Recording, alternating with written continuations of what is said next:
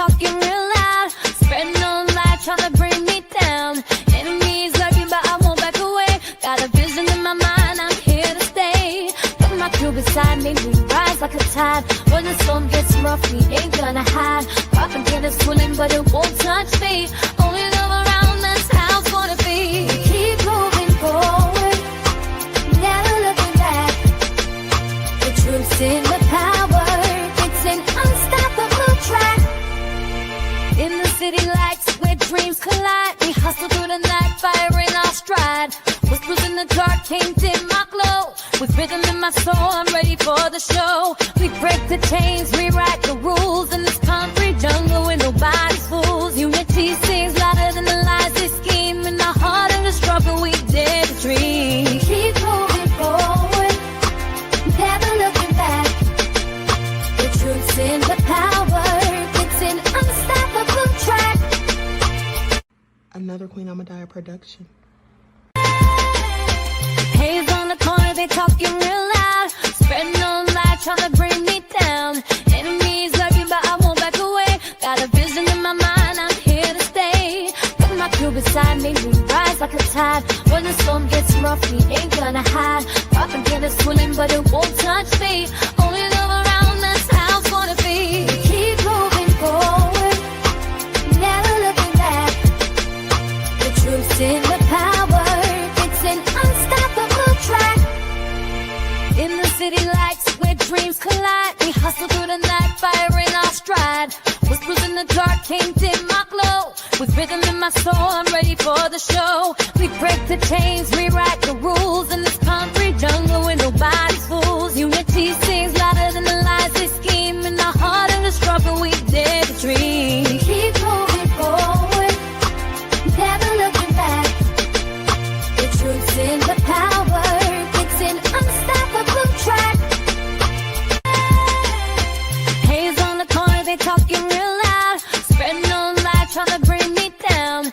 Enemies lurking, but I won't back away. Got a vision in my mind, I'm here to stay. Got my crew beside me, we rise like a tide. When the storm gets rough, we ain't gonna hide. Propaganda swirling, but it won't touch me.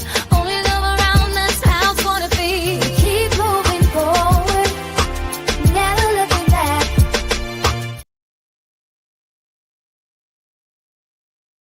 Right. Hold on. All right. Hello, everyone. Thanks for tuning back in once again to the original Queen Ahmadiyyah Shakur show. I'm your host, Queen Ahmadiyyah Shakur, and this is your daily vitamins. So as you're coming in, please feel free to go ahead and like, share, and subscribe. Also, don't forget to double check and make sure you're still subscribed to the channel, especially if you have not been receiving those notifications. All right. So hello, Claudette, Perplex, Cookie. All right, Reggie is in the house. Mel is here. Okay, DJ Big Six, Christopher. All right, let's get into it. Nessa G.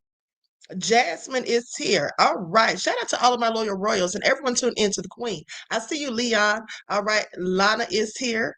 Okay. So with that all being said, let's have a brief word from my sponsor so we can get into it. Shout out to all of my loyal royals, everyone tuned into the Queen, and a big shout out to my moderators because y'all know they be putting in work. Do not buy 12 Tribes on Earth hair growth oil and hair magic elixir unless you want super healthy, gorgeous hair that grows. They have a whole line of amazing hair growth products, including hair growth leave-in conditioner spray, hair growth shampoo, hair growth spray, and hair growth butter. I'm starting to sense a theme here. They include quality natural ingredients. They smell amazing, and you can see the results for yourself. So if you're looking for healthy hair growth for your natural or relaxed hair, try 12 Tribes on Earth today.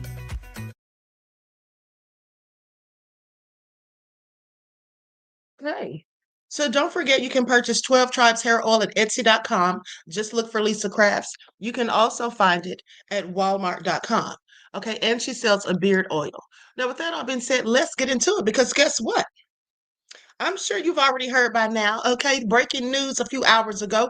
Trump decided that even though he told a judge he was going to go ahead and release the SNAP benefits, well, he decided that he's not going to do anything of the sort, okay? He said, no, he's not going to do it, not until the Democrats stop the shutdown, okay? Now, Trump is using this as a leverage. Okay, that's what he's doing. He's trying to force the Democrats to do what he wants them to do by holding the SNAP benefits hostage. I want you all to pay attention. This man is so nefarious. Okay, and me and Lisa Cabrera were talking earlier, and she was like, doesn't he realize that most of the people getting these benefits that need these benefits are children and elderly people? He is so ignorant. But anyway, let's get into it. Lights up. Everyone, please like and share. Thank you in advance. That breaking news that in a new Truth Social post, President Trump says he'll fund the critical SNAP food assistance program that 42 million Americans rely on once the, quote, radical left Democrats open the government. MSNBC's senior legal reporter, Lisa Rubin, is covering this for us. Lisa, a judge said something very different. And then the USDA just yesterday said we're going to at least partially fund this. So what is this? I don't know what this is, but if I were looking at this as one of the plaintiffs in these lawsuits, I would certainly bring this to the attention of Judge John McConnell in Rhode Island. Already as it is, the plaintiffs to that lawsuit have notified him that the USDA hasn't complied with that order. And he directed the government unambiguously to either fund the full SNAP benefit by Monday, or to the extent that they were only going to rely on one pool of available funds and not the other, that they at least had to partially pay them by today. And now, of course, you have the president in this Truth Social post suggesting that his government is not going to pay any of the SNAP benefits until the shutdown is resolved. So, even before that, what we were hearing from Trump administration officials was that it could be weeks or even months before, I guess they're claiming that it's logistically impossible for them to get the money out right away. Correct. And that's what precipitated the plaintiffs going back to Judge McConnell and saying, hey, wait a second, your order was unambiguous. Pay in full by Monday, pay in part by Wednesday. And now they're saying that logistically speaking, they can't turn the spigot back on so easily that it will take them weeks. We want you to either enforce your order or at the very least force them through an additional order to do what they will not. And then enter into that debate. The president in Truth Social suggesting no payment is appropriate until the government shutdown ends. Of course, this being election day, it's not coincidental that the president is weighing into this thorny legal thicket today, Chris. Lisa Rubin, thank you for that. Okay, so you all hear that. Trump is doing whatever he wants to do. Okay, he is determined that he's not going to do what he is told. Okay, he defies these courts all the time. And, you know, he doesn't seem to really have any serious consequences, in my opinion. Now, let's go to some footage of what people are saying about this online, because people are very upset. After yesterday, he just came out and said that he was going to go ahead and release partial payments. Now he wants to backtrack and renege on the deal and still continuously blaming the Democrats. Here we go. Likes up, everyone, please like and share. Thank you in advance.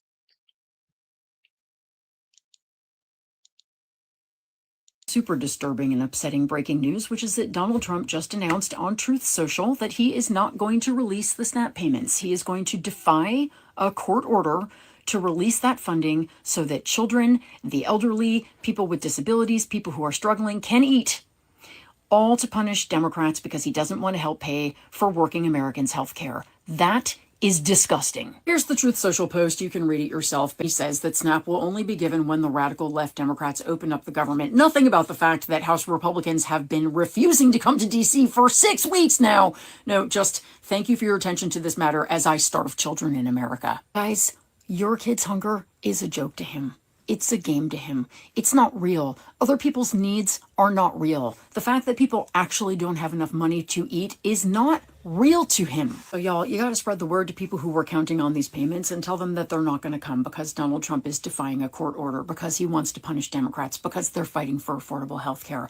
And after you tell them that, tell them to go vote in any election they have today. Show Republicans how you feel about this. You feel disgusted? Then vote. And after you do that, please go give some money or some volunteer time to your local food bank, because we are going to need to save each other in this situation. Unbelievable. Wow, this really shows you how low down and dirty you all's president is. He doesn't give a darn. He said he will keep those SNAP benefits until the government shutdown ends. Oh well, let's continue. Likes up, everyone, please like and share. Donald Trump has refused to release SNAP benefits despite a court order. A judge has ordered him to release SNAP benefits using the contingency fund, and he has defied that order. He has defied a court order from a judge to release SNAP benefits. The contingency fund is gone. If it's not obvious, it's gone. And it's so crazy because these people who voted for this, who voted for him, even his own words, they were saying that it was too many illegal immigrants getting government assistance and this, that, and the third. And it's just like, okay, well, if y'all are deporting all of them, if you got all this ICE going on, why are you getting rid of it? You're deporting them, so they shouldn't be on it. It should just be the American people. But now you're taking it away from people who are entitled to it, in your words. And he's saying that he's not going to release food stamps until the Democrats vote to reopen the government. And he's trying to shift the blame to the Democrats. And I hope people don't fall for this. And I hope people understand why Democrats are not voting to reopen the government. If Democrats agree to reopen the government, they are agreeing to dismantle the Affordable Care Act. They are agreeing to dismantle Obamacare with no resolution, with no alternative. Trump does not have a health care plan for American people. And if they vote to reopen this government, so many people are going to lose their health insurance because their premiums are going to go through the roof. And Trump, when that happens, Trump is going to then blame Democrats and say, well, they voted for this too. You can't just say us. No, so Democrats are holding out because, no, we don't agree to this. Y'all don't have a plan. Americans need health insurance since y'all want to charge us crazy amount of prices just to go to the doctor. That's why we have health insurance, because we can't afford to be seen without it. This is who the majority of y'all voted for. Not my demographic, but this is a freaking mess. It is a freaking mess. And let me just tell you all something. She's absolutely right. I've been telling you all that the Democrats are not going to agree to it because they know that that's going to leave Americans in a bind as far as healthcare is concerned. Trump has been the main one talking about getting rid of Obamacare, the Affordable Care Act, but not offering anything in its place. And remember, I told you all the other day that he did an interview some time ago and sat up there with a pamphlet with empty pages, blank pages, like 600 pages. And when the interviewer asked him about the plan, the healthcare plan, and then got a hold to that pamphlet and saw it was nothing but blank pages, this man is crazy. Okay, this man is absolutely crazy. All right? This is what he is out here doing. He's trying to put the Democrats in a catch-22. So damned if you do and damned if you don't. Basically trying to force them into compliance with what he wants. At the end of the day, this is all crazy. And like I said, nobody is doing anything to stop this man. He is literally off the rails. Donald Trump can do whatever the fuck he want to do at this point, bro. Yesterday, they just said that they was going to release a reduced version of the SNAP benefits, right? By 50%. Now, this dude then came out and said that he ain't gonna pay nothing until the government shutdown until the government is reopened, and it's because of the radical left. This dude done freaking made food stamps and SNAP benefits and stuff like that a goddamn power move. That's literally what he did, bro. Yes. He's using it as leverage. Okay, that's what he's doing. He's basically, if you ask me, I mean, it's almost extortion what he's doing to the Democrats. Okay, it's almost blackmail. Imagine weaponizing people starving for your own ego, bro. The radical left. It's the radical left. Bro, the left ain't even doing nothing, fam. The cause of all the problems right now is the right. Take some accountability, playboy. Boy, I tell you, like I said, Trump can do whatever the heck he want to do. This man ain't a president. This man a motherfucking dictator. Damn near. Donald Trump I absolutely agree. Trump does whatever he wants to do. And here's the thing.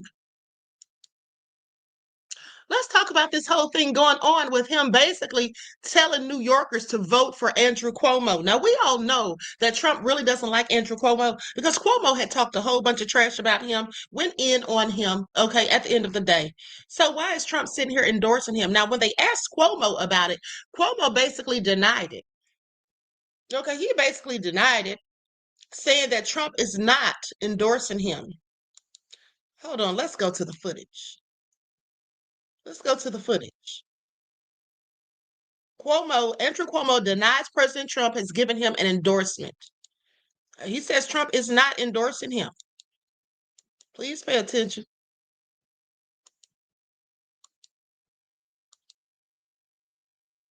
Reaction to President Trump throwing his support behind former Governor Andrew Cuomo in New York City's mayoral race. Cuomo denying it's an endorsement. President Trump doesn't support me. He opposes Mamdani, right?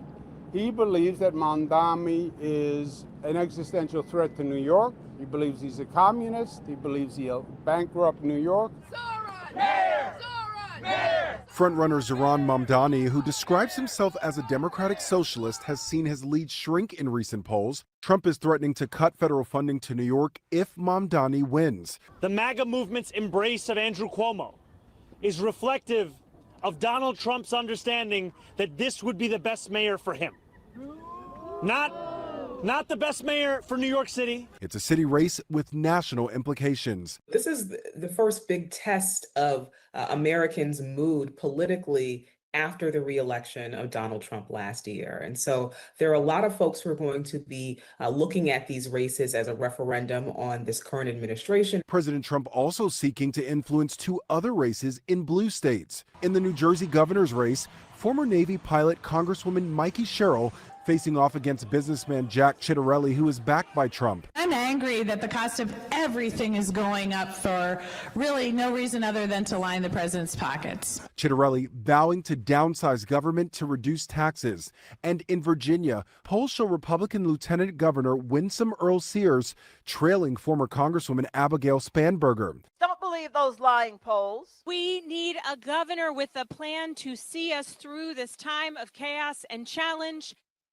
In New York's mayoral race, early voting set an all-time record, and analysts say that race and the two governors' races may actually provide a roadmap for Democrats as they plot their strategy for next year's midterm elections. Lionel Moise, ABC News, New York. All right, so absolutely nefarious. Now let's get into that and why Trump doesn't want that man to win.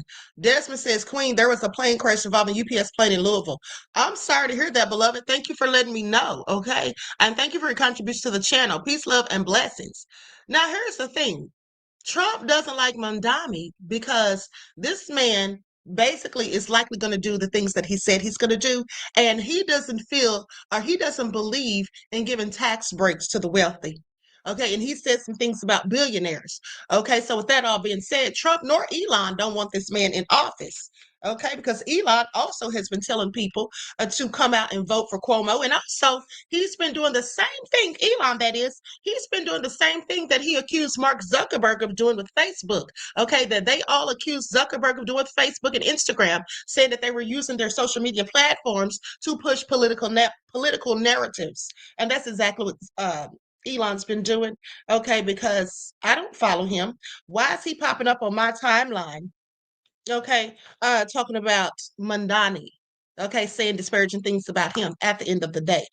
You know, because they don't want this man to win, because they want to keep getting their corporate welfare, which is very interesting because you see, Trump sits here and wants to hold hostage the SNAP benefits of 42 million Americans, okay, many of those children, elderly, and disabled people, mind you.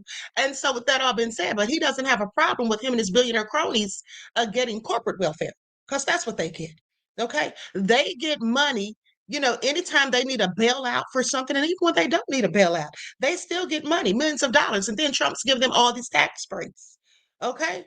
So, Reggie said hijacking our space. Okay? Oh, crazy. So anyway, Mamdani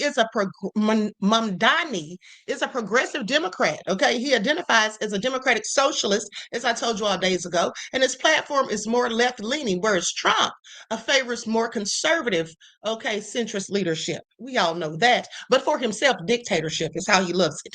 Okay, now Trump has repeatedly labeled Mamdani as a communist. He said this a myriad of times, and he's threatened to withhold or reduce federal funding to New York City if this man is elected, arguing that a communist mayor would fail and thus the federal money would be wasted. So it doesn't make any sense to be given money when he's just going to waste it all. Okay. Now, the implication is if Mamdani wins, it weakens Trump's leverage and possibly empowers a city leader who won't be aligned with his allied national agenda, you see, who's not going to be helping him and his billionaire cronies save cash. Okay. Not going to be helping them financially. And in fact, going to be doing things that's going to impede what they're trying to do. So some commentators and even opponents of Mamdani argue that Trump might be positioning Mamdani's win or the threat thereof as a political weapon to paint the Democratic Party as dominated by far left socialist forces, which could benefit Republicans nationally. For example, former Governor Andrew Cuomo called a Mamdani win a gift to Trump because it could allow Trump to use the result to his advantage. Now, Mamdani's emergence is seen by some as emblematic of a shift in the Democratic Party toward more progressive leadership. Trump may view this as a threat to his broader political coalition or to the status quo that more centrist Democrats provide. From Trump's vantage, he may prefer a more moderate candidate, like Cuomo, who is less disruptive to existing power structures or alliances. Basically, he sounds like he's saying Cuomo knows his place, whereas Mamdani doesn't. Okay, and so anyway, I find it all interesting. Mamdani is ideologically opposed to Trump's preferred policies and positional power. Trump sees him as a threat to his leverage over New York City via federal funding and political alignment. And also, let's not forget, that's Trump's home state. Okay, so he wants to be in control. They were even saying that Trump supposedly said that if Mamdani wins, he's not going to let him become the mayor. He's going to just take over and be the mayor of New York. And I don't doubt that he really thinks he could do that. Okay. I don't doubt it. LeVar says most recessions were started under Republican presidency historically, but Trump wants to blame the Democrats. Ask Chat GPT Queen. Oh, honey, you already know that I know. And thank you for your insight into the topic, beloved, and your contribution to the channel. Peace, love, and blessings. Yes, absolutely. That is the truth. And here's the thing. Trump is purposely trying to lead us into a recession. Okay, at the end of the day, he had no business stopping the SNAP benefits, even though there's a government shutdown. This has never happened before. They've always dispersed these people's benefits. Now, I'm inclined to think, as that young lady said in her video, I'm inclined to think that the money's no longer there. Haven't I been telling you all that for days? I said, did Trump use all of the money or some of the money? Maybe when he was sending $20 million, say, to Argentina? I have questions. Where is that money? And why is he so dead set on not releasing those funds? Okay, just simply paying it off with the contingency funds. He could absolutely do so. Did he spend the funds? You never know with Trump. I think he's doing a whole lot of illegal things. Matter of fact, I know that he is. We all know that he is. Some of the illegal things he's doing, he's not even trying to hide it. He just feels that he's the president. He can do whatever the hell he wants. Okay, he said that. He was telling somebody just the other day. He said that, how did he put it? He said that, well, I could do that if I want. Yeah, because I'm the president. I noticed that he says that a lot. Okay, now let's go to the press secretary sitting here lying, acting as though Trump wants to disperse the benefits. If he did, he'd have done it. I don't get what the big deal is, why they want to give us all these asinine excuses as if we're stupid. Okay, because that's clearly what they think. Confusion about SNAP benefits, because the president just posted that they will only be given out when the radical left Democrats open the government and not before.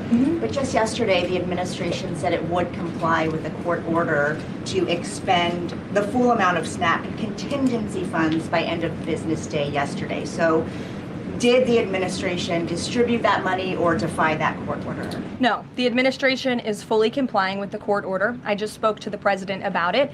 The recipients of these SNAP benefits need to understand it's going to take some time to receive this money because the Democrats have forced the administration into a very untenable position. We are digging into a contingency fund that is supposed to be for emergencies, catastrophes, for war.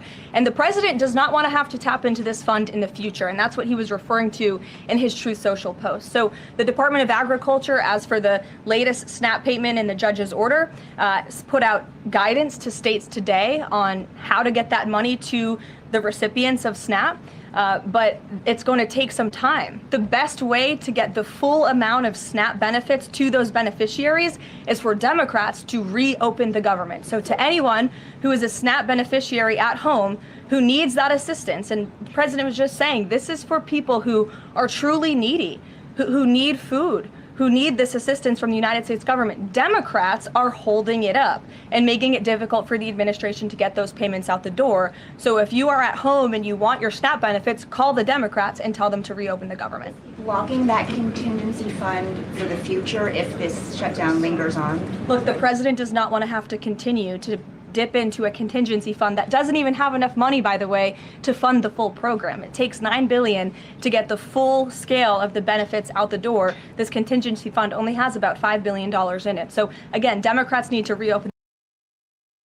Yeah, well, here's the thing. Now she's really about to piss me off because it sounds like she's making more asinine excuses. Here's the problem. Okay, so if they need $9 million or whatever, and they don't have all of it, well, how come Trump didn't add some of that money? How come he didn't add some of that money? Didn't she say $9 billion and they only have like 8, I believe? Okay, or supposed to have 8. But how come Trump didn't just add money to the pot instead of sending money to Argentina? I'm sorry. Anybody have answers for that? As to why he couldn't have just put more money into the fund rather than sending money to foreign countries? Please miss me with it. I mean, he does whatever he wants to do, right? So if he wanted to do that, he could have done it. In the government, so we can get these benefits out the door for people who truly need them. Kate. Thanks. The president suggested that if Mamdani wins, that he would cut federal funding to New York. How much funding would be impacted? What would be impacted there? Well, look, we won't get ahead of the election results, nor will I speak to what the president may do in the future. We'll see how tonight goes, and then I'll let him speak on it further. And why did the administration exclude Democratic lawmakers last week? There was a briefing about U.S. strikes on alleged drug trafficking boats. Why were those Democrats excluded? The administration has briefed Congress on these matters 8 separate times, and Democrats have been included in those briefings. In fact, I know that Secretary Rubio will be on Capitol Hill tomorrow. Now, here you go. See, I want you all to pay attention to how she's gaslighting and deflecting. She's talking about they've met 8 times and the Democrats have been there. Biatch. She didn't ask you about the other times that the Democrats have shown up and were told about the meetings. She asked you about a specific meeting that they didn't know anything about, had no knowledge of, and were not invited to. Okay, I'm sorry. Say what? She needs to stick to the questions asked, honey. Don't try to paint a narrative. These people are so annoying.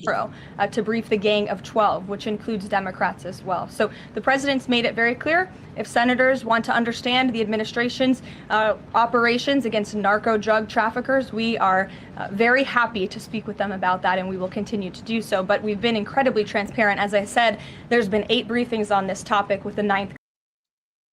Girl, bye. She is just full of crap, okay? Oh, they just have answers for everything, don't they? Oh, so crazy. Anyway, let's go to Mamdani talking about when he fires back at Trump's threats and says that he will not be intimidated. And I don't blame him, honey. Don't let Trump intimidate you. All right? He darn sure would be intimidating me if I was a politician. It is Election Day in America. A year after voters sent Donald Trump back to the White House, Americans are once again heading to the polls, and with Trump's popularity at the lowest since he's been reelected, a number of key races will reveal a lot tonight about the mood of the electorate. One of the most closely watched contests, the race to run the nation's largest city. As of this afternoon, already more than 1 million people have voted, and President Trump is trying his best to get Andrew Cuomo across the finish line. He posted this online today. Any Jewish person that votes for Zohran Mamdani, a proven and self-professed Jew hater, is a stupid person. Trump also threatening to pull federal funding for the city if Mamdani wins. This morning, Mamdani responded this way. No, I'll guarantee you that man didn't say any such thing, okay, about the Orthodox community. Trump is such a liar. What we see in the language of Donald Trump is a premise as if it is his decision on whether or not to fund a city the very money that this city is owed. And I look forward to utilizing every single tool at my disposal as the next mayor of this city to fight for the people of it. But I will not be intimidated by this president. I will not be intimidated by anyone, because my job here is to serve the people of this city. Also today, just to the west of New York City, New Jersey will pick its next governor. The two leading candidates locked in a close race. If Democrat Mikey Sherrill wins, it'll be the first time since the 1960s that the state has elected a governor from the same party 3 times in a row.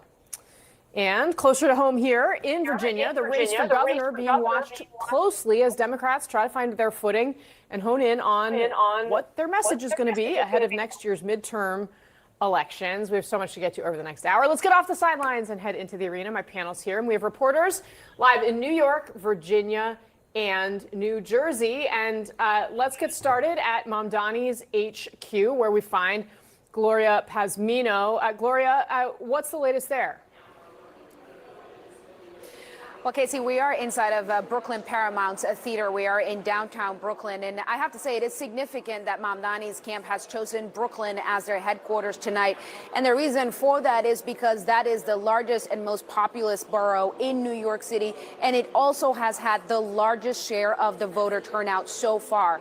Now, I've been speaking with Mamdani's aides throughout the day, and they are closely watching the returns, specifically in Brooklyn, even though this is not Mamdani territory, so to speak. He lives in Queens and has represented a Queens State Assembly district for the past few years. But they're focused in Brooklyn, and the reason for that is because this is where much of Zohran Mamdani's base is, and they are hoping that turnout is significant in specific areas of Brooklyn, including areas like Fort Greene. Okay, so he made a stop earlier in Fort Greene. Let's continue. Hopefully he wins so Trump can be extra mad, okay? So he can put on his cape and be super mad. Now, New York City mayoral candidate Zohran Mamdani dined at a restaurant with his wife, and some Americans had a problem with it. Okay, so they say when NYC mayoral candidate Mamdani went out for sushi with his wife, a celebrity's tweet turned a quiet dinner into a viral debate about class and bias.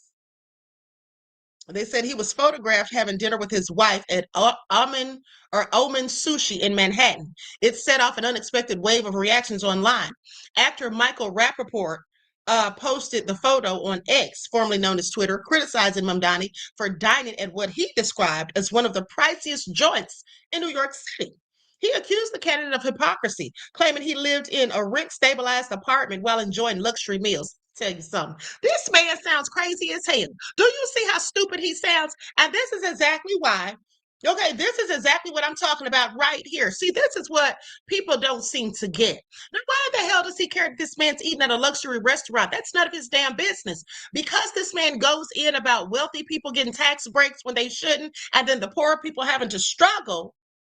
So he's not allowed to have a nice, decent meal at a fancy 5-star restaurant on any occasion. You see how he's trying to make this into a narrative that, oh, he's been hypocritical, he spends money, da-da-da, and all of this. Well, here's the thing. Now, if you read in between those lines of what he said, here's what he's also saying.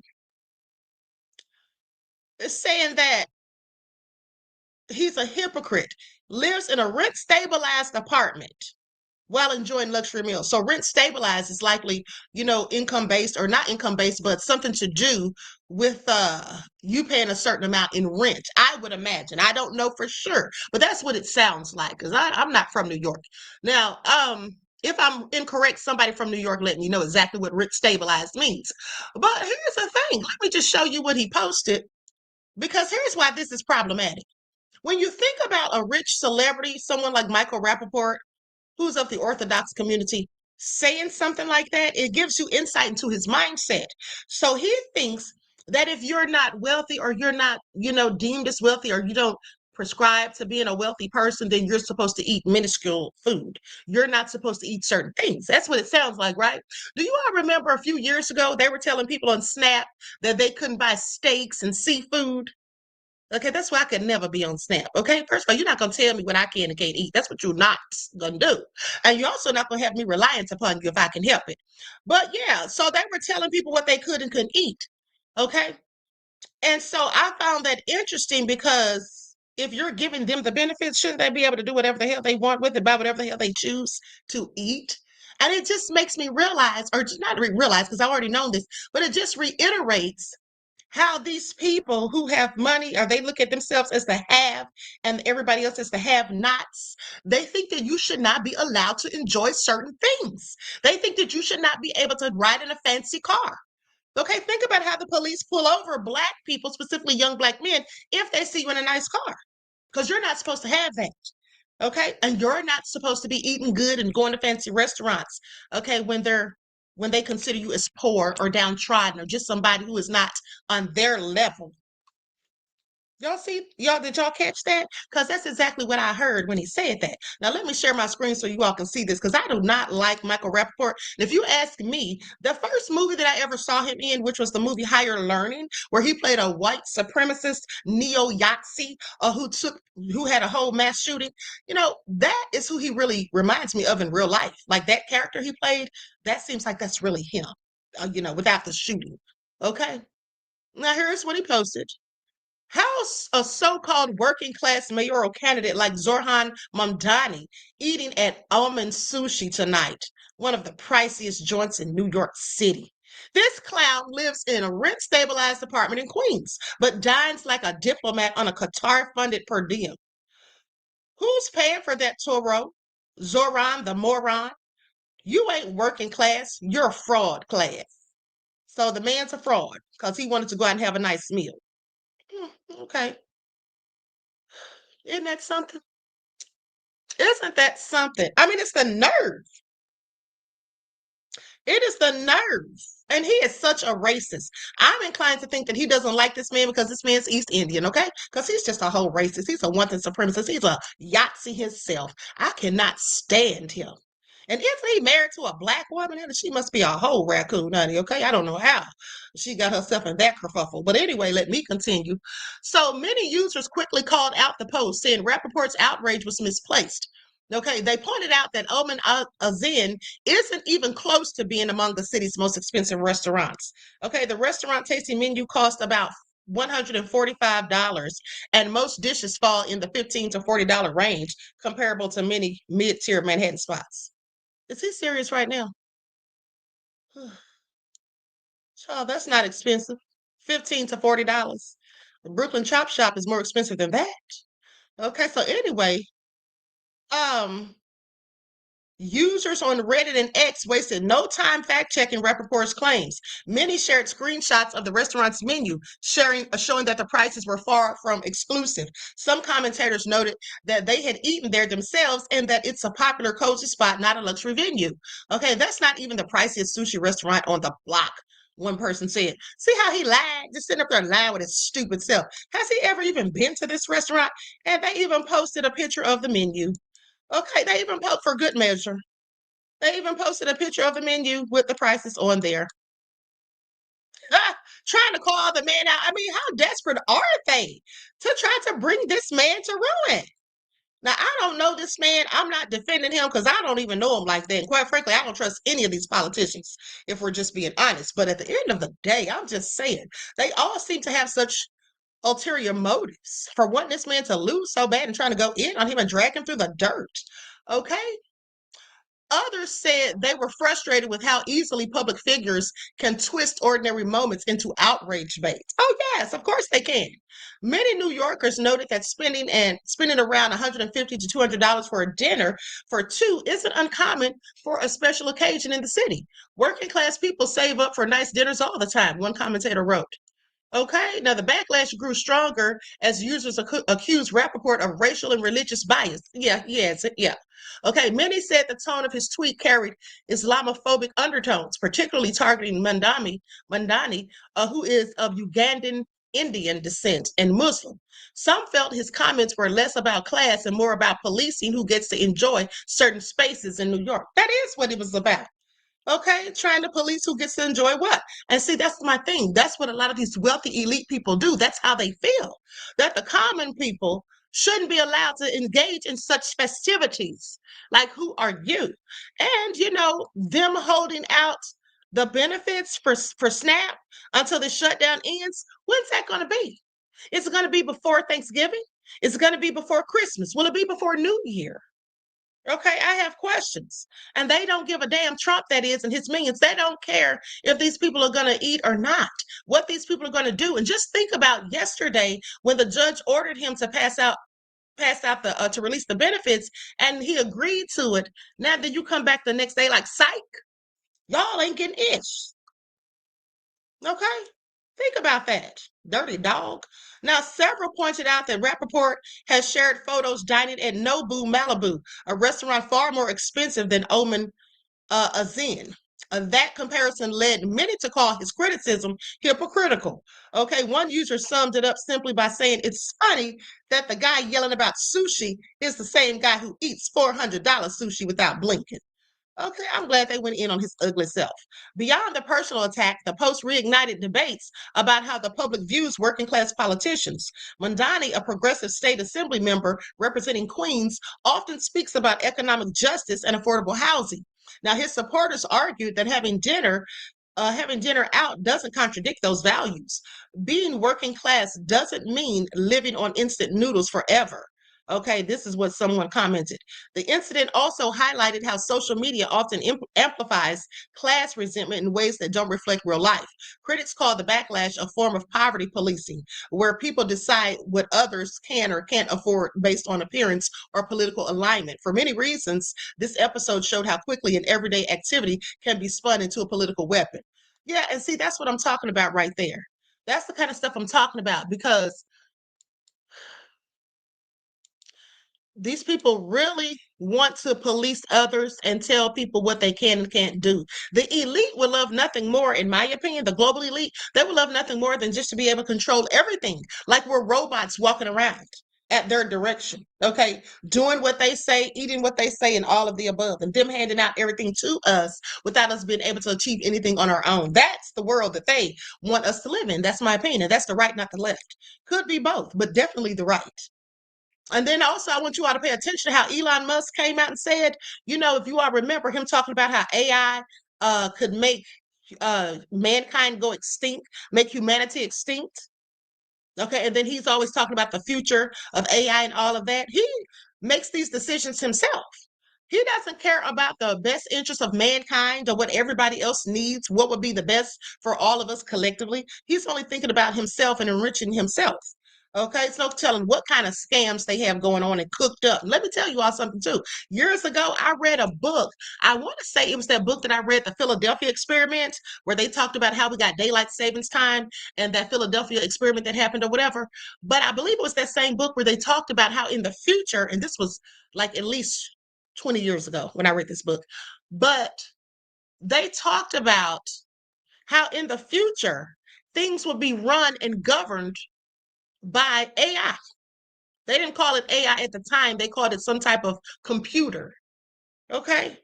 But that's what they said. And I think that's absolutely what they're working to. And I think Trump's all a part of the plan to bring in this new system. Okay.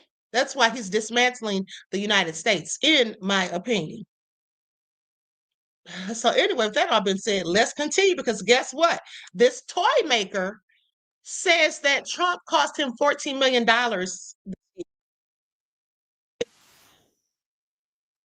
Toy maker says Trump tariffs have cost his business $14 million. Now that has to be devastating. Okay? That has to be absolutely devastating. But you know what?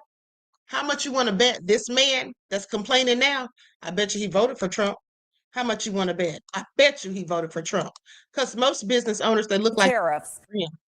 Meantime, the countdown is on to a major test of presidential power. Tomorrow, the Supreme Court will consider President Trump and his sweeping global tariffs when the justices hear arguments in a case brought against the U.S. president by a toy maker. That toy maker, Rick Woldenberg, CEO of Learning Resources, a company that sells learning-based toys, joins us now. Rick, it's good to have you on the program. Could you ever have imagined that you'd be in a courtroom where a seminal decision is being made by the highest court in the land and you're kind of at the center of it? What's this been like for you? An amazing personal experience. When we sued in April, the goal was to get to the Supreme Court, and I think since then the case has just grown and grown, and the significance has spanned unbelievable lengths. There's a great reach for the decision tomorrow. There's no doubt about the reach. There's no doubt about the importance. I will say, to state the obvious, suing the President of the United States is no small undertaking. So I wonder if you even hesitated. What does this case mean for you and other business owners that you were willing to make this leap? Well, they say you should never sue someone that prints their own money, but the size of the problem and the size of the implications meant that we had to take action to defend ourselves. Let me tell you all something. This man filed a lawsuit against Trump. Y'all, let's just pay attention to what happens to him in the near future. Okay, I'm going to write down his name because I think I'm going to be reading about him soon. Please pay attention, honey. He'll be getting indicted for something. Okay, watch. Or deported. Even if he is a citizen, Trump won't care. Please pay attention. I think that the case is actually pretty simple. We got hit with an asphyxiating tax. The government brags that it's $50 billion a month in proceeds. That's just not bearable. And they've also promised that this is permanent. So we either choose to pay a tax that we believe is unlawful, or we challenge it and ask the court to review it and decide. Well, tariffs came up a lot, at least 52 times in President Trump's recent 60 Minutes interview. I want to play just a little bit of what he said. You know, tariffs are incredible because they really give us great national security. Tariffs give us national security and great wealth. Finish that sentence. You said, if they take away my power to do tariffs, what? It would be a very sad day for the United States of America. These tariffs ultimately are so good that at some point, when they're used properly, and I use them more properly than anybody's ever even dreamt possible, think of it, we become rich. Have these tariffs been so good for your business? Oh, definitely not. Our expense on IEEPA tariffs in 24 was $0, and our expected cash expense this year will be $14 million, and I expect next year $14 million, and I expect that the cost next year will double or more, but of course, who knows what the rates will settle down at. We're behaving the way someone would behave if they had a sudden and irreversible expense of $14 million. We're hiring fewer people, we're spending less money on CapEx, we're developing fewer products, we're reducing our marketing spend. It's bad for business because it's diverting us from exercising our business judgment, which is how we got this far and what we want to do going forward. This is awful. This is awful, awful, awful. $14 million a year this man's losing. Now, I want you all to think about that, because remember the story that we heard yesterday, wasn't it? When the guy was talking about his friend who voted for Trump, and then he ended up losing his business. And then Trump didn't pay him, basically. Okay, Trump didn't pay him, hired him to do construction work. Didn't pay that man. He owed that man $3.5 million. And when the man sued him, filed a civil suit against him, Trump's attorneys told the man, we'll give you $1.2 million. That's it. So that's still leaving them to owe him $2 million plus more dollars. The man took the money that he got, went and paid everybody that had worked for him that he owed, and went home and took himself up out of here into the spiritual realm. All thanks to Trump. What do you think this man might do? This is all sad. Okay, this is all sad. I don't wish that on anybody, honey. $14 million. Ooh, honey, this is all so sad. at the end of the day. But like I said, I bet you he voted for Trump. Buyer's remorse, people, it's a real thing. I think that the math that the administration is showing is a one-sided equation. They don't really care to think about the costs. They contend that there are advantages that I think are principally negotiating advantages. But many of the problems that they say they've solved were problems that are a result of high tariffs. So I think the tariffs are unlawful, and I look forward to the tariffs being removed. And we only have like 30 seconds left, but I know this is a family business. Your mom started it while you were in law school. Are you nervous? What would it mean to you if it is reversed? It would mean a lot. You know, I'm excited and I'm honored to have the privilege to stand with James Madison to defend our form of government and the rule of law. I'm not frightened or intimidated by tomorrow. I'm excited. This is just an honor. I look forward to our day in court. Rick Woldenberg, and we will be looking forward to it as well. Thank you so much for coming on the show. I hope he wins his lawsuit against Trump with his low-down self. Trump is the devil himself. Okay, Reggie said Grump out here, Grump got out of paying $400 million awarded, so he gonna pay anybody. So why he gonna pay anybody? Right, honey. When he lost to Letitia James, right, absolutely.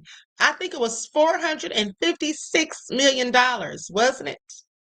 And they did not make him pay it. I was so mad about that, okay? If anybody deserved to pay it, it was him. All right, it was absolutely him. The real golden child said, how we know he deleted himself?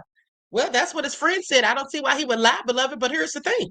When you think about instances, you know, for people who don't look like me, when they lose their family businesses, large sums of cash, you've not heard of them doing that? That's common.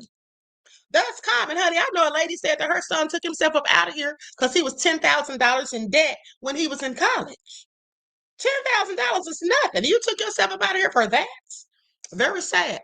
Okay, don't forget the family I told you all about where the father had a master's degree in something and he lost his job and he took out himself and everybody in his family, honey. People do crazy stuff, specifically people who don't look like me because they can't stand the pressure. You see, we have always had to adapt and adjust to our situations. We've always had to fight and we've always had to be resilient or just, you know, give up, right? But at the end of the day, we very seldom give up. So we're used to a struggle. But some people are not. Some people have had things literally handed to them. The world is their oyster. They've had things given to them on a silver platter. So any hint of a struggle is more than some can bear. That's just a fact. Some people just can't deal with it. Now let's talk about it, honey, because here's the thing. Y'all remember how earlier I showed y'all that video? Dang, I deleted it. I should have showed y'all that video again because I loved it. How the Nigerian was going in on Trump about Trump saying that he's going to send military, threatening to send the military over to Nigeria. Okay, talking about they're over there killing Christians and all that. Well, so here's the thing. So now since that guy came out going in on Trump about it and telling him basically to mind his own damn business because over there in y'all's country, y'all's government is shut down. Y'all got a whole government shutdown, won't even release people their SNAP benefits. Sir, you need to worry about what's going on in the U.S. instead of Nigeria because we got this down over here. Okay, we're handling this. You need to handle yours. That's pretty much what he said to Trump. Okay. And I have to agree. I was glad he said it. But now, since that came out, here comes the damage control. Because remember, he said Trump, he basically said that Trump doesn't care about what's going on over there. Okay, he has ulterior motives, just like I told you all from day one. But so now they come out with this report 8 hours ago after I showed that video. Trump saw a segment on Fox. Now he's focused on Christians in Nigeria. So they said that Trump saw a segment and got so angry. He said, I got to do something about it. That's the narrative. I want y'all to pay attention. So now, since the Nigerians are saying Trump really doesn't care and he's just having ulterior motives, just wants to come over there and take their resources or whatever. Yeah, they said, oh, he got so upset when he saw this video on Fox that he just lost and said he's going over there. Is that what he said? Threatens military action against another country, this time Nigeria, saying, and I quote him, if we attack, it will be fast, vicious, and sweet. CNN is learning what sparked Trump's ire against Nigeria. It came down to a segment on Fox, and Elena Trine is out front live from the White House. And Elena, pretty incredible that that would be the case here. What have you learned? Yeah, well, what I was told, Aaron, from two sources who were familiar with how this all happened, was that the president was headed to Florida on Friday. He was watching Fox News on the big screen, and essentially he saw this segment that Fox was doing on how Christians were being targeted by Islamic groups in Nigeria. And very quickly after that, one of the sources says it was immediate that it sparked some anger in him, and he began to inquire about it, asking his staff to be better read on it. But what was interesting was that shortly after he had touched down on Air Force One, he had just taken the Beast, his presidential motorcade, to Mar-a-Lago, is when you saw that first post from him. And it read, quote, "Christianity is facing an existential threat in Nigeria. Thousands of Christians are being killed. Radical Islamists are responsible for this slaughter." He went on to add that he wants to make Nigeria a, quote, country of particular concern. Now, what was interesting. I'm going to read you the whole thing that he says. Christianity is facing an existential threat in Nigeria. Thousands of Christians are being killed. Radical Islamists are responsible for this mass slaughter. I'm hereby making Nigeria a country of particular concern. He put that in all caps just for good measure. Okay, but that is the least of it. When Christians or any such group is slaughtered like it's happening in Nigeria, 3,100 versus 4,476 worldwide, something must be done. I'm asking Congressman Riley Moore, together with Chairman Tom Cole and the House Appropriations Committee, to immediately look into this matter and report back to me. The United States cannot stand by while such atrocities are happening in Nigeria and numerous other countries. We stand ready, willing, and able to save our Christian population around the world. Donald J. Trump, President of the United States. Trump, sit yourself down somewhere, honey. He is all cap. Y'all know he's all cap, right? Like he's a proponent to go around here and save the world, save Christians globally. Trump, please stop. He's giving Christians a bad name as far as I'm concerned. Interesting about this is, of course, for anyone who was paying attention to his Truth Social over the weekend, this became a major focal point of hers on Saturday and Sunday as well. He talked about potential military action in the region. And he was also asked directly last night when he was flying back on Air Force One if that could mean potential U.S. boots on the ground or strikes in Nigeria. And the president did not rule it out. But I will say, Aaron, in one of my conversations with people in the Trump administration, they essentially told me that a lot of this is the president making threats to see how Nigeria will respond. One of them said it was a, quote, art of the deal type of strategy that he is deploying here. And they've tried to argue that in some ways it's working. You know, the media is giving more attention to it. But all of this comes, as we know as well, that the Pentagon, the president had directed his Secretary of Defense, Pete Hegseth, to look into this. They have begun moving now some personnel back to the region after they had told them to leave essentially a year ago. And so we have to see where this could all lead. All right, Elena, thank you very much. All that new reporting from Elena. The State Department has designated Nigeria as a country of particular concern over claims by President Trump that the Nigerian government is not doing enough to protect Christians from terror groups like Boko Haram. Sources tell CNN Trump has been laser focused on the treatment of Christians in the African country after a report he saw on Fox News while traveling aboard Air Force One. And just 24 hours later, he posted on Truth Social that the United States will cut off aid and go into Nigeria guns a-blazing. He confirmed the possibility of military intervention to reporters. Do you envisage U.S. boots on the ground? Could be. I mean, a lot of things I envisage, a lot of things. They're killing record numbers of Christians in Nigeria. They're killing the Christians and killing them in very large numbers. We're not going to allow that to happen. The White House tells CNN that President Trump has been tracking this issue for some time, even before the segment, and had already considered posting about it.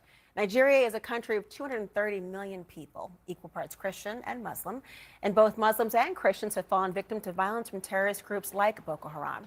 But some high-profile killings targeting Christians this year have drawn the attention of President Trump and many Republicans, including an attack on a predominantly Christian farming.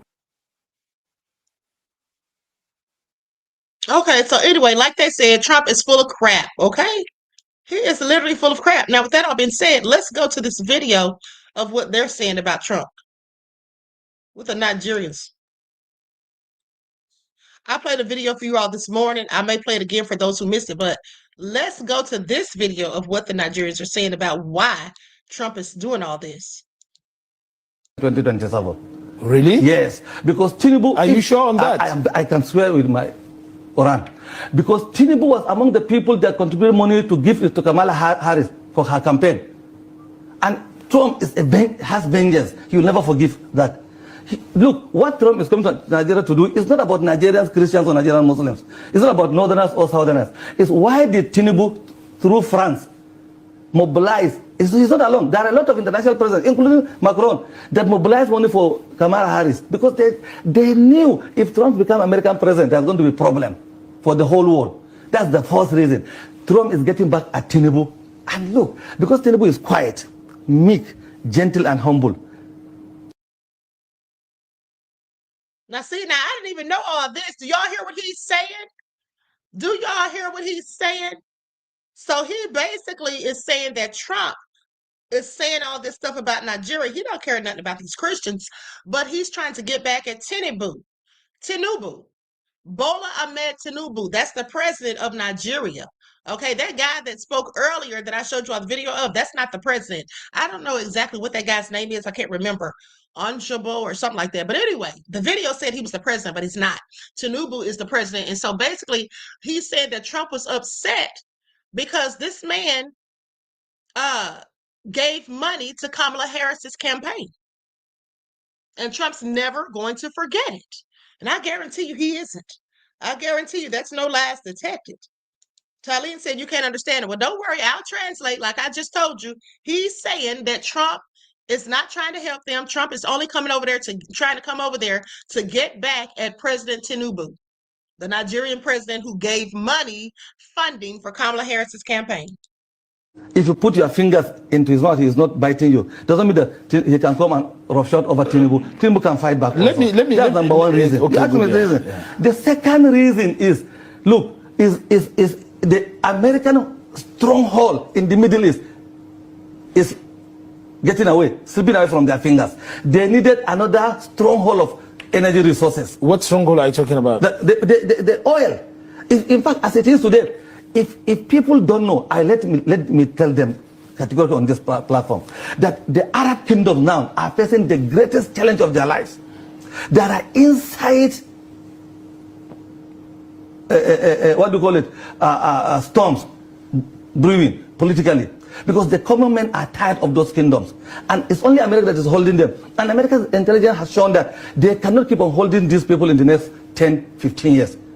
So they will have now turned to new areas. Yes. So that Nigeria is a very hot spot for them. Nigeria, Angola, you understand? Algeria. These are some of the areas that they are looking at. And I can tell you, some people are saying that at energy experts all over the world are saying that the oil reserve in Nigeria is far more than any other Arab country, because it is energy policy that they are saying that Nigeria is beneath those particular Arab kingdoms.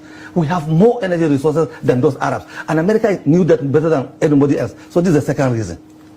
The third reason, which is very, very fundamental, is that for the first time in so long a time, since Abacha, Tinubu was the first president in this country to look away from the Western world. In fact, France is the only friend Tinubu had. And Okay, so he just gave about 5 reasons why Trump wants to come over there. He's saying that Tinubu is one of the first presidents to turn away from the Western world. Okay, because a lot of those African presidents just turn their backs on their people and just sell out their people and take handouts or money from the Westerners just so they can come over and take and deplete them of their resources or whatever. They don't care. They just do all kinds of shady stuff at the end of the day. But that's basically what he's saying. So yeah, like I told you all, Trump has ulterior motives, but he's almost done. France. Nigeria is not dependent on France. It is France and Macron that is dependent on Tinubu and Nigeria now. Really? Yes. If you are a follower of international politics. But the French are having a lot of problems in their former West African colonies. That's why they are looking at Tinubu as a way out. Stop Tinubu from becoming president in 2027. Really? Yes. Because Tinubu... Are you sure on that? I can... They said they're looking for a way out with Tinubu.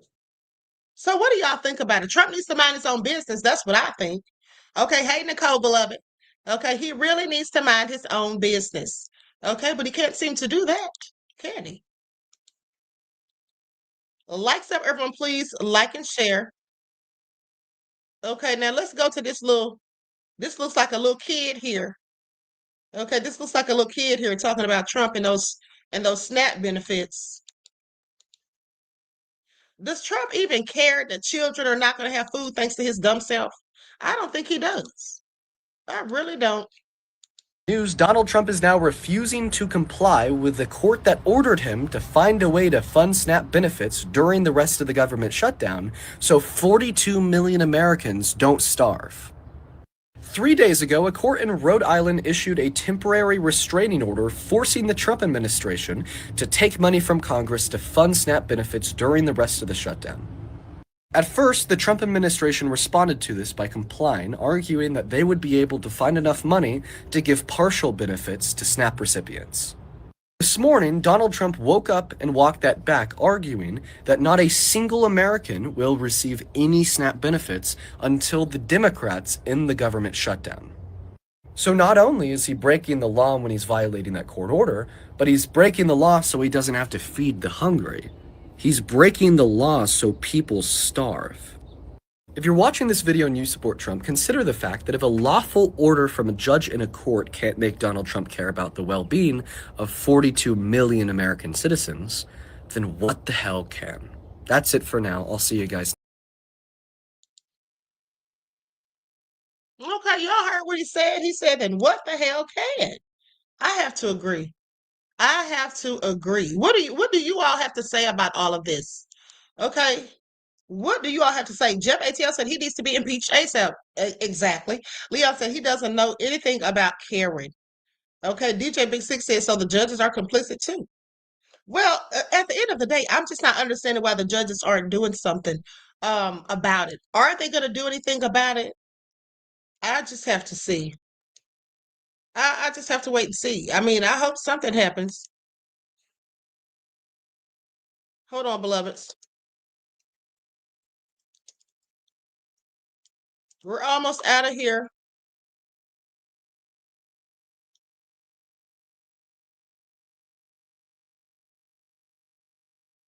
Jasmine Crockett says SNAP isn't the problem, it's the symptoms of a broken economy. Likes up, everyone, please like and share. Christopher said Trump has no empathy in his heart for anyone but himself. Exactly. Talib said, how is he getting away with violating a court order? Honey, your guess is as good as mine, beloved. That's what I'm talking about. How is he getting away with it? Okay, I have several questions. Okay, I absolutely have several questions. How is he getting away with a whole lot of these things that he's doing? Okay, with threatening to withhold funds from New York if Mamdani wins the election, threatening to withhold funds, that's all illegal. You can't do that. Okay, and then blowing up these boats, 11 boats, 43 people dead. He's not shown any proof that these people were smuggling anything, let alone illegal substances or people. Okay, how's he getting away with all of that? How's he getting away with having James Comey indicted? Letitia James. I mean, how's he getting away with any of this stuff? Okay, I just find it all interesting. I just find it all interesting. Luna said, did they get cash? Reggie said he's in contempt. He definitely is in contempt. He sure is. Now, before I go to Little Miss Crockett, let's go back to that video where that Nigerian guy was going in on him for filth, because I absolutely was here for all of it. Okay, for those of you who missed it, I played this morning. I will make this very, very brief.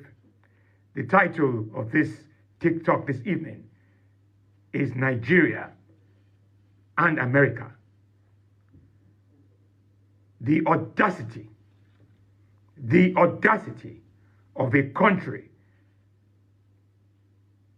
that its government is shut down, is lecturing another country,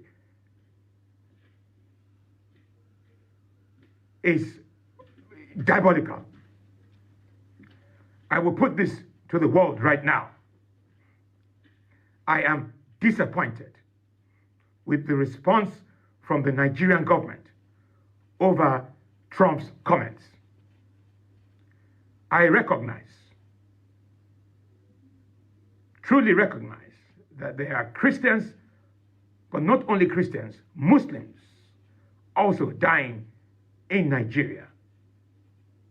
But America is in no position to lecture us, to lecture Africa, to lecture Nigeria. Trump is in no position. He should focus on making sure his government is open. He should focus on releasing the Epstein fines. I will say this not once, not twice. We are going to support Nigeria. Trump is claiming that he's worried about Christians in Nigeria. I will put it to you right now that Trump pretends that he's a Christian. He is an oil Christian. He's a Christian who's after oil. It is that simple. America should sort itself out. Remember, he said that Africa is a shithole. And for those Americans watching me here now, Nigeria is a country in Africa. I won't repeat myself. Donald Trump should focus really on sorting out his country. It's that simple. It is that simple. The audacity of Donald Trump to threaten Nigeria. And I am not happy with President Tinubu's response. We must, all African countries, must get ready because we understand that for America to focus on Nigeria and to list Nigeria as a particular country of concern means they are after the oil of Nigeria. It is that simple. They are after the oil of Nigeria, and the Nigerian armed forces should get ready immediately. The Nigerian armed forces should get ready immediately because Trump has his eyes on the oil in Nigeria. It is that simple.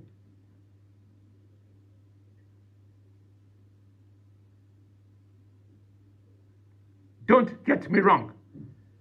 Nigeria needs to sort out its security problems. It's not just Christians who are being killed in Nigeria. It's Muslims as well. And for Trump to turn this into a religious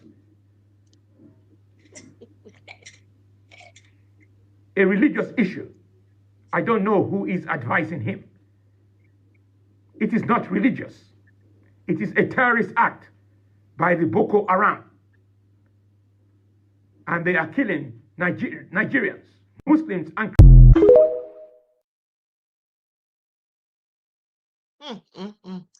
Hey, y'all heard what that man said, honey? Did y'all hear it? Did y'all hear what he said? He went in on Trump. I'm here for all of it, honey. I had to listen to it again. And I'm glad I did because the first time I was multitasking while you all watched it, and I didn't know that he said Trump needs to focus on the Epstein files. Did y'all hear that? Byron said, I want some tea, Queen. Woo, Luda said he is mad. Yes, he is. He said Trump needs to focus on the government shutdown, opening up his government, and he needs to focus on the Epstein files. I didn't even know he said that. That's pure gold. He called him out. Now they calling Trump all the way out over there in Africa about the Epstein files. Okay, Trump, you can run, but you can't hide, clearly. Y'all hear that? Nia said, was that you slurping on something, Queen? A drink? LOL. Yes.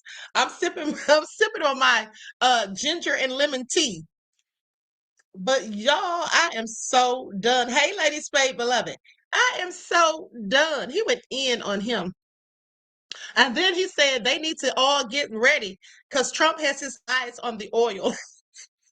He's like, Trump, don't even try. We know what you up to. Okay, you trying to turn this into a religious war, but no, sir. We know what you really want. You want the oil. He called Trump an oil Christian. Said he wants to come over there for that oil, and I told you all that's what it was. I told you all Trump wants to go up there and get their resources. Honey, he don't care about those people, and he did. And I'm so glad he brought it up. Said that he called them a shithole country. He sure did. Y'all remember that? When that incident was going on with, was it Nigeria and Egypt? It was Egypt and somebody. And I remember Trump absolutely did call them a shithole country. Now he's going to act like he cares about their people and who's over there dying. No, he doesn't. Low down, dirty devil. Trump is the devil himself. I'm convinced. I'm absolutely convinced. Now let's go and see what Little Miss Crockett has to say. Okay?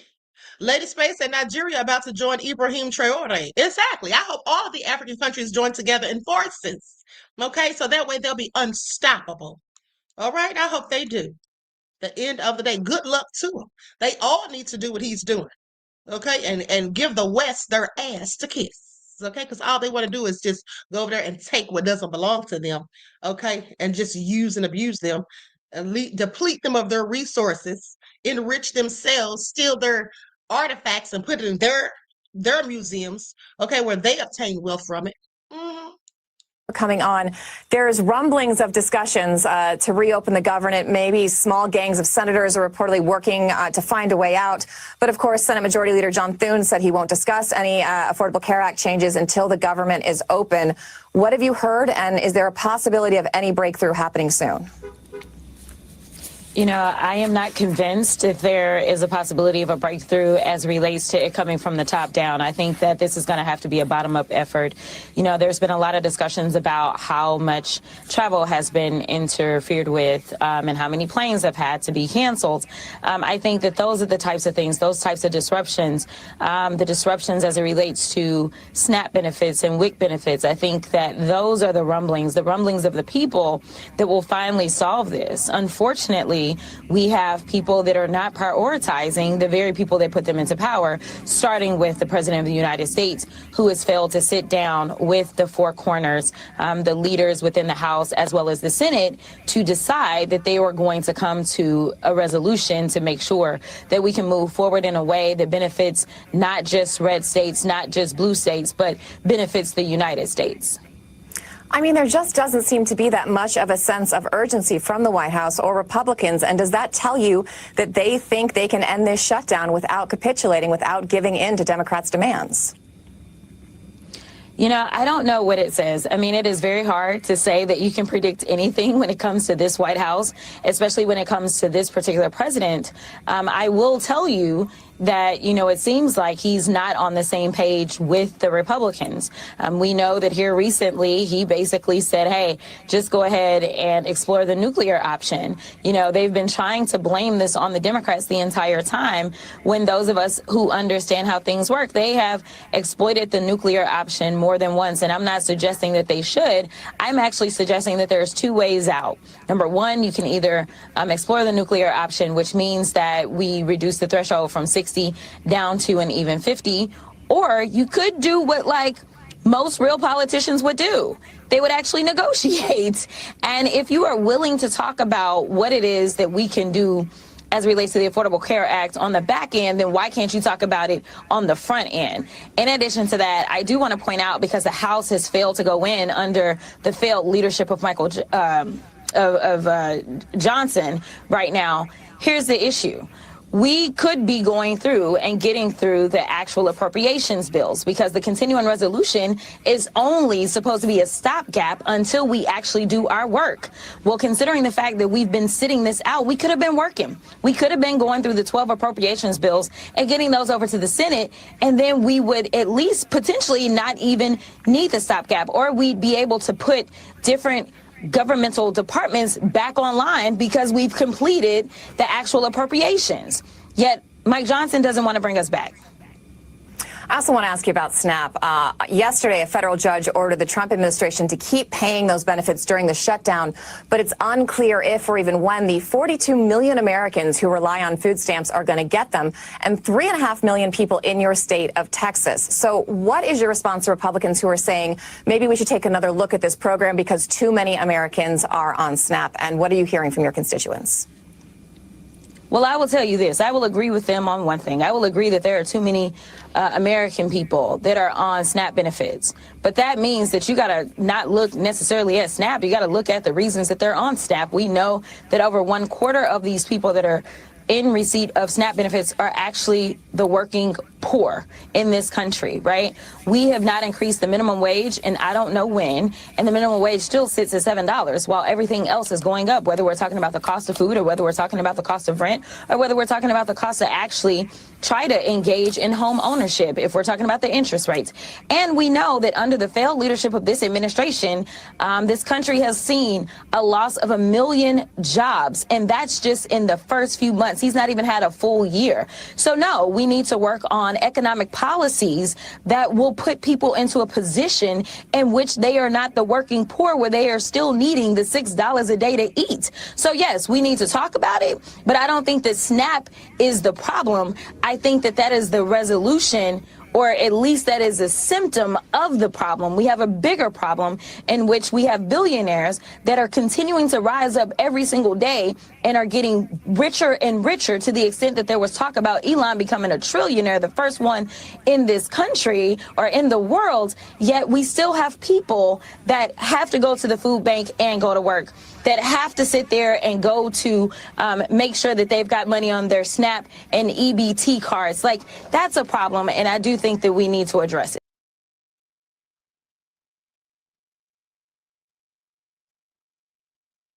Yeah. And about 55% of the people getting SNAP benefits do have income. Okay. So anyway, with that all being said, she brought up Elon Musk. Yeah, Elon. Now, the thing about him is, did you all know that he's been saying, he's been complaining about the mayoral race in New York, and then talking about Silva and Mamdani are on the ballot twice.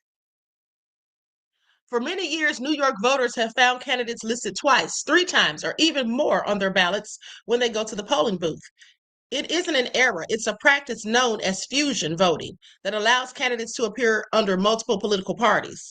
Now, but such intentional duplications on the New York City ballot this year, along with other layout choices, have some outside observers around the country wondering whether they're seeing evidence of rigged voting in Tuesday's widely watched mayoral race. Billionaire ex-owner Elon Musk, who briefly served as a top advisor to President Donald Trump, was among those criticizing the ballots. The New York City ballot form is a scam. That's what he wrote on X. No ID is required. Other mayoral candidates appear twice. Cuomo's name is last in bottom right. But there is nothing amiss about the ballots, which are in keeping with New York's voting laws. That's what they say. There's nothing amiss. So they say New York City ballots are proof of election fraud because some candidates appear twice. This is the claim, they say. And former Governor Andrew Cuomo is listed low in the order. Now, the facts are this is false. Candidates may appear more than once on ballots in New York if they're nominated by multiple political parties, a practice known as fusion voting. So, like I said, Cuomo is in the 8th spot because he filed to run as an independent later in the process. New York, along with Connecticut, is one of the few states where fusion voting is legal and commonly used. The practice has existed in New York since at least the mid-20th century. It is also legal in Oregon, Vermont, and Mississippi. So Elon, sit down somewhere. Okay, this occurs pretty frequently, and it enables the Democratic candidate to get the votes of people who don't normally vote for Democrats, and Republicans to get the votes of people who don't vote Republican, etc. Okay, this is what Richard Briffault, an expert on election administration and a professor at Columbia Law School. Okay, this is what he said about fusion voting in New York. Now, 2 mayoral candidates appeared twice this year on New York City ballots. Democratic nominee Zohran Mamdani is also the nominee for the Working Families Party, while Republican nominee Curtis Silva is also the candidate for the Independent Project or Protect Animals Party. Fusion voting does not allow candidates to receive more than 1 vote from the same voter, as voters may only vote for a candidate under 1 party. Okay, so does that sound fair to you all? Sounds fair to me. Does that sound like fraud to you all? It sounds fair to me. Okay. It just sounds fair to me. Okay, so anyway, likes up, everyone. Now, with that all being said, let's go to this report about this UPS plane crash that Desmond reported. Breaking news. This happened about 2 hours ago.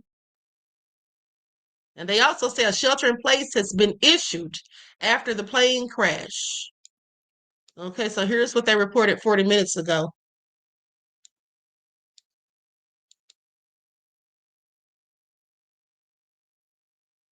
Hold on, I'm cueing this video.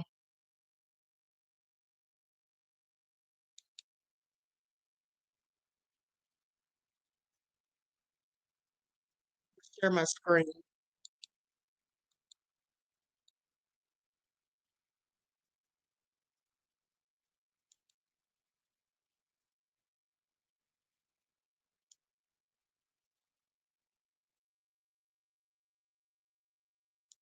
Okay, so we're going to go to this video while I'm waiting for the other one to queue because it's taking a minute.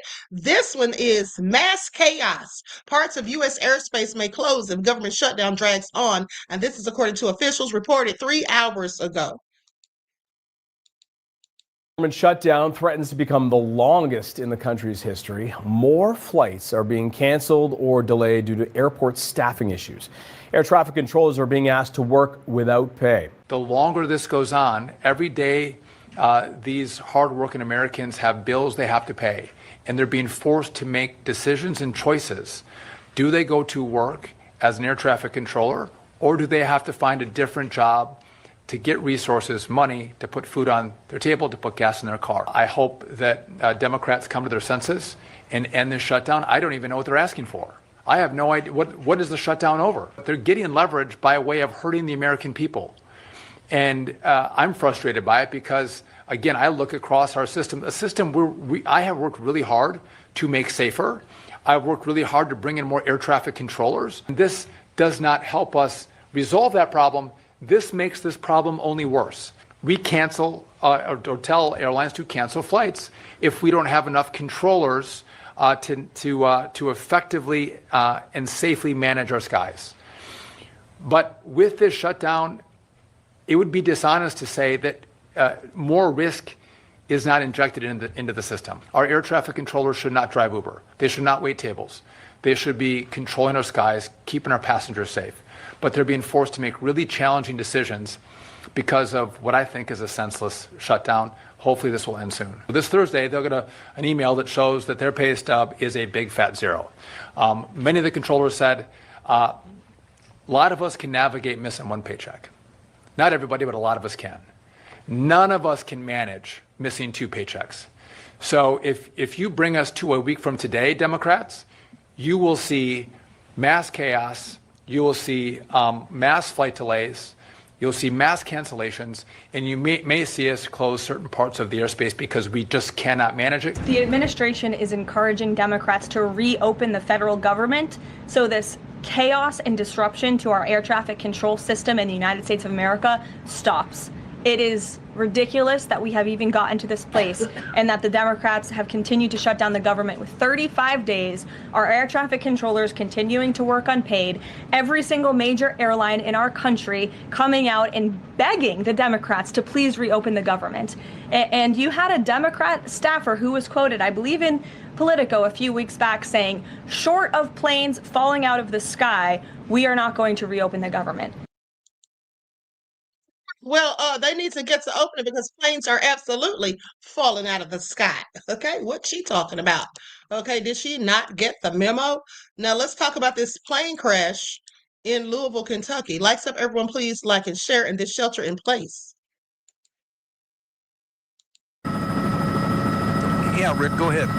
All right, so, nighttime is coming. It looks like the fires are not as massive. They look like the fire department has gotten them under control or they're just burning themselves out.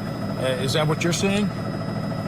Well, these pictures are going to be somewhat deceptive right now because the air traffic controllers over at the big airport have kicked us out of their airspace for whatever reason. So this is the best shot the public's going to get at this point. We're roughly almost 4 miles away.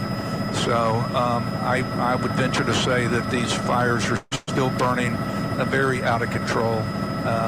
The first responders are still responding in massive forces. You can still see, I can still see them racing down the Watterson I-65 so they can approach off of Outer Loop and Fern Valley Road. So a massive response to this. The fires are still burning out of control. But like I said, we're probably 3.5, 4 miles away at this point at the request of Louisville Power Grid. Bill, knowing now what we do know, UPS flight that was headed to Honolulu, loaded with fuel on takeoff. It had and you can see that fire on one of the engines prior to takeoff. Now, so this would have been taking off going which direction, Bill? Give us a lay of the airport there. Yeah, they were on 17 right, which is the west runway. They would have been departing south. The winds have been out of the south all day. Very evident by the way the smoke is going from the airport up towards the Ohio River. The one thing that I noticed when we first got on scene, we really didn't get a chance to show it to you, but there was some visible damage on the right side of the runway, almost down at the very end part of the runway, where it looks.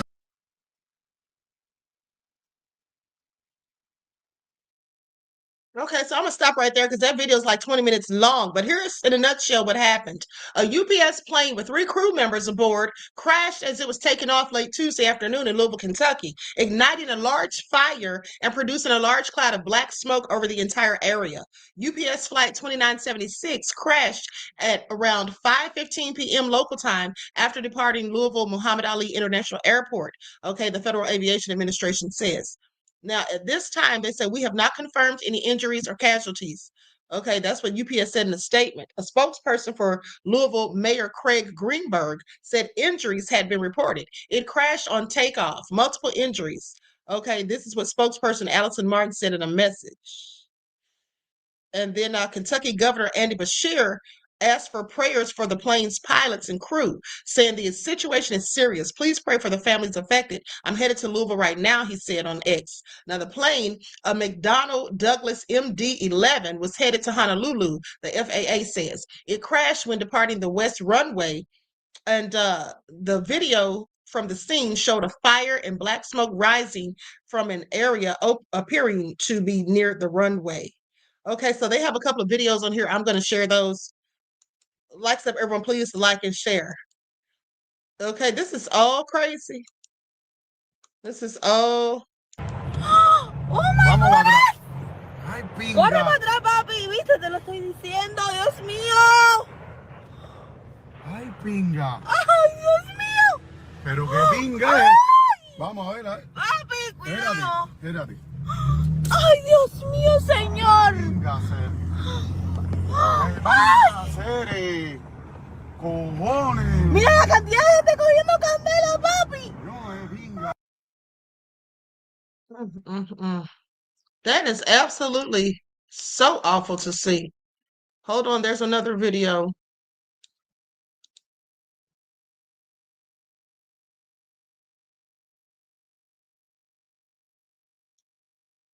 Hold on, this took me to X. Hold on, let me go there real quick.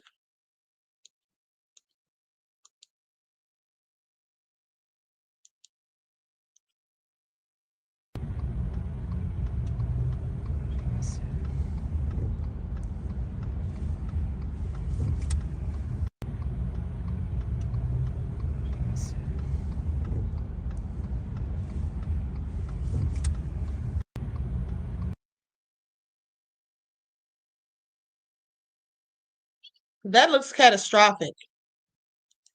That looks absolutely. The real Golden Child said the entire sky is black. Okay. Prayers and condolences. I hope everybody is okay. But look, from the looks of it, that is awful. I was trying to get in touch with Desmond. Okay, I was trying to get Desmond on the phone because Desmond works at UPS. Okay, that's why he told me what happened. I don't think he was at work today. Okay, but anyway, that's awful. So anyway, prayers and condolences for anyone that may have been injured or hurt or lost their life or what have you. Okay, so things are just getting worse thanks to Trump. All right, at the end of the day, the Democrats need to do something. This is going to be likely the longest government shutdown. I think we're on our way. Hold on.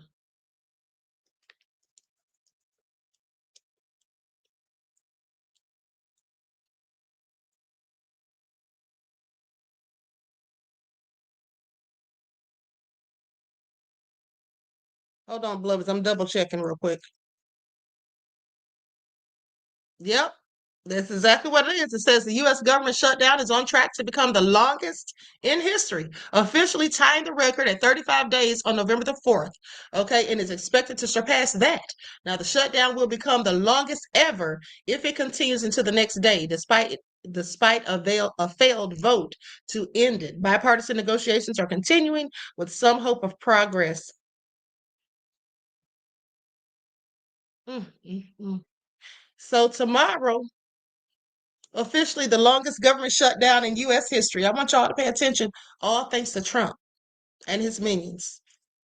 Okay, Nene said America is now a shithole country. I told y'all that a long time ago, beloved. It sure is. I said that when he was talking trash about Africa and Haiti.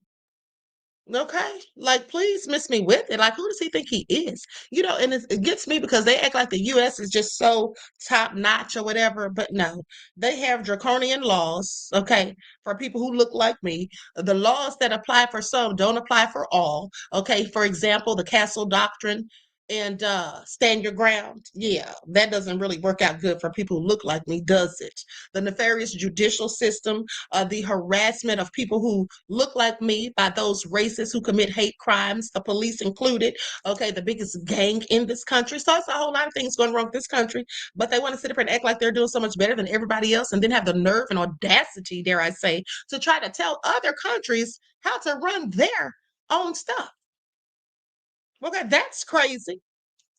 That's right. Timeless says purge is coming. Honey, I've been told y'all the purge is coming since 2020, Thanksgiving Day up. It sure is coming. So please prepare yourselves and don't forget to follow your lifelines. Okay? Desmond talking about Queen called me. Yeah, I wish I would. Hold on, beloveds. Just a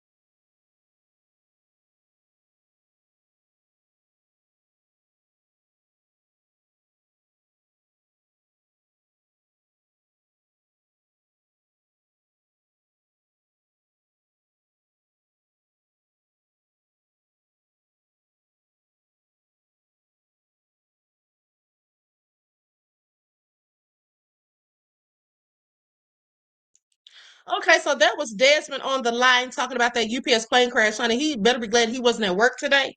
Okay, he's off on Tuesdays usually, unless he goes in for overtime. But anyway, he was saying that a friend of his called and told him that he heard the explosion when it crashed. And then they're saying that there's not only a shelter in place, but Ford is closed down also because their power went out due to the explosion. Okay, so like I said, prayers and condolences, honey. I'm so glad Desmond wasn't at work today. Okay, because Desmond works really close to those planes. He's like the person that signals for them when to go or whatever, or something like that, or directs them in as they're landing, something like that. So anyway, hold on. You all talking about y'all can't hear me? I'm not muted. Can y'all hear me now? One's in the chat if you all can hear me now. One's in the chat if you all can hear me now. Okay. Yeah. Okay. Okay. I got what's going on here. I got what's going on. So you all are saying that I was muted when I was talking. That's because I was on the phone, beloveds. I thought I told y'all. I said Desmond's telling me to call him. And so I muted myself to call Desmond. Sorry, beloveds. I should have told you all. I thought you all knew. Okay. Yeah, I was on the phone. Y'all so darn nosy. Y'all try to be all up in my business. Y'all couldn't see I was on the phone. Okay? Anywho. All right, so Byron said, you were on the phone, Queen. The Royals are nosy. I know they are. Okay, so anyway, with that being said, I love you all to life. I hope you enjoy the rest of this night, and I will see you all in the morning with your morning wake-up call. Listen, don't forget to double check and make sure you're still subscribed to the channel, because when I tell y'all, they be really out here unsubscribing people, honey. It's crazy. Okay? And so, Christopher, sit down somewhere. And with that all being said, also, if you missed the morning broadcast, please go back and watch it. Okay, I know they don't send out notifications sometimes. Okay, but if you missed that, please go back and check out that video. All right, so anyway, beloveds, each one teach one. That's how we grow and thrive. Do something productive, constructive, but never destructive, and always remember to keep the Most High first in your lives. Peace.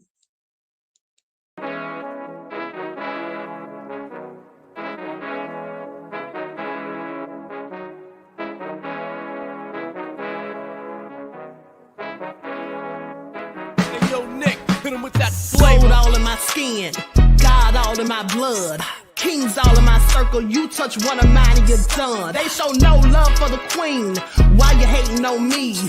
Is it cause I'm free and I got Malcolm X in my jeans? I got dreams like King Luther, shed blood like Kunsa. You ain't helping my people, I ain't got nothing to say to ya. I want all the smoke like hookah. Talking reparations, America won't be great until they give us compensation. I'm like, I'm the hottest right now. That's See right. A bunch of lames out here trying to jock on my style. They be doing too much. I'm the queen, it's too easy. It's like they all at Popeyes, how they be talking so greasy. I just sit back and laugh while these haters get madder. So nefarious how they don't want my pockets with cheddar. I tell them they can do better.